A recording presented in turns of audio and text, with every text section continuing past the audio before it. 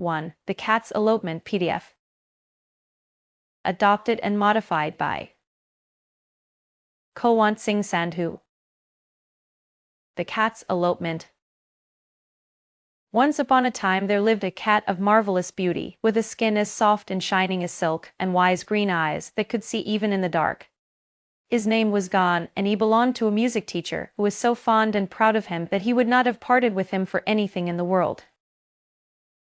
Now not far from the music master's house there dwelt a lady who possessed a most lovely little pussy cat called Koma. She was such a little dear altogether, and blinked her eyes so daintily, and ate her supper so tidily, and when she had finished she licked her pink nose so delicately with her little tongue that her mistress was never tired of saying, "Koma, Koma, what should I do without you?" Well, it happened one day that these two went out for an evening stroll, met under a cherry tree, and in one moment fell madly in love with each other. Gon had long felt that it was time for him to find a wife, for all the ladies in the neighborhood paid him so much attention that it made him quite shy, but he was not easy to please and did not care about any of them. Now, before he had time to think, Cupid had entangled him in his net, and he was filled with love towards Koma.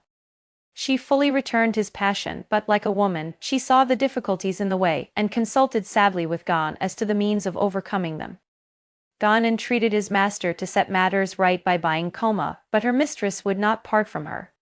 Then the music master was asked to sell Gon to the lady, but he declined to listen to any such suggestion, so everything remained as before.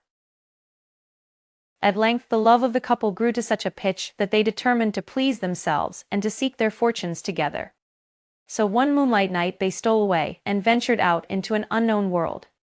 All day long they marched bravely on through the sunshine, till they had left their homes far behind them, and towards evening they found themselves in a large park.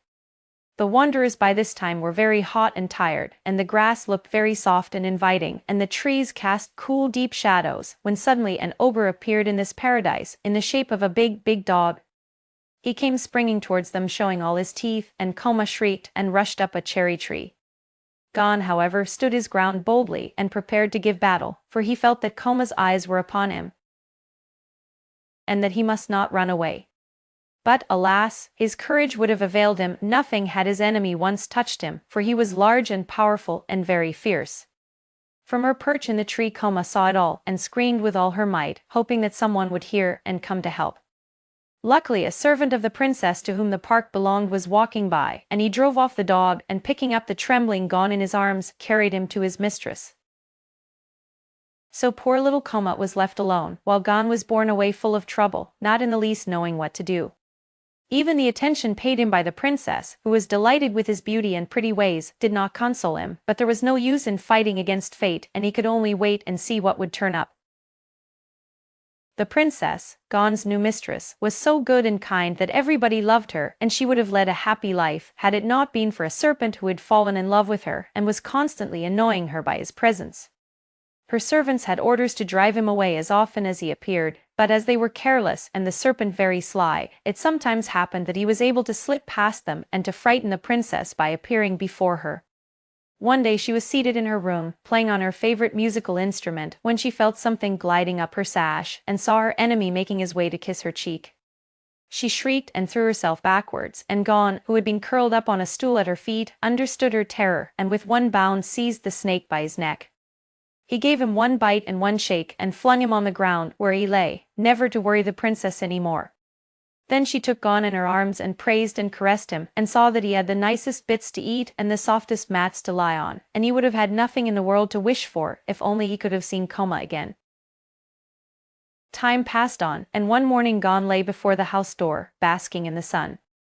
He looked lazily at the world stretched out before him, and saw in the distance a big ruffian of a cat, teasing and ill-treating quite a little one. He jumped up, full of rage, and chased away the big cat, and then he turned to comfort the little one, when his heart nearly burst with joy to find that it was Koma. At first Koma did not know him again, he had grown so large and stately, but when it dawned upon her who it was, her happiness knew no bounds. And they rubbed their heads and their noses, again and again, while their purring might have been heard a mile off. Paw in paw, they appeared before the princess, and told her the story of their life and its sorrows. The princess wept for sympathy, and promised that they should never more be parted, but should live with her to the end of their days. By and by the princess herself got married and brought a prince to dwell in the palace in the park. And she told him all about her two cats and how brave Gon had been and how he had delivered her from her enemy the serpent.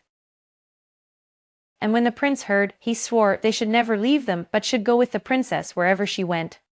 So it all fell out as the princess wished, and Gon and Koma had many children and so had the princess, and they all played together and were friends to the end of their lives.